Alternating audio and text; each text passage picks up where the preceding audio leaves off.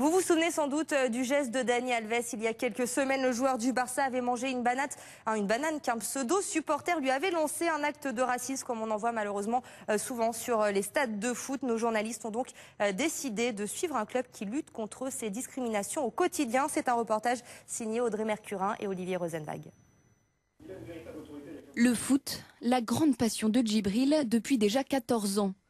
14 ans de pratique dans divers clubs. Mais depuis cette année, il est enfin en accord avec lui-même au moment de se rendre à l'entraînement. Mon état d'esprit par rapport à avant, quand j'étais dans d'autres clubs, c'est que je suis plus détendu, je suis enfin libéré et je peux assumer. Assumer d'être homosexuel, un véritable tabou dans le monde du football.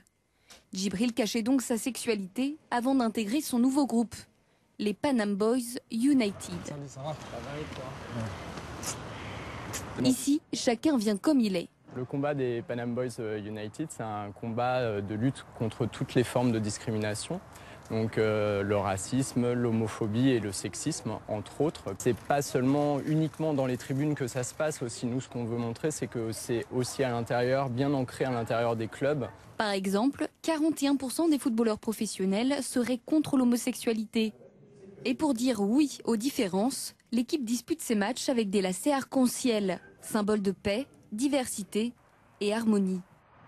Des principes qu'Hugo soutient depuis 7 ans. On a tous une différence, donc je trouve que moi-même, n'étant pas forcément partie d'une minorité, j'avais quand même envie de défendre cette cause-là qui est noble. Comme Hugo, 70% des joueurs de l'équipe sont hétérosexuels.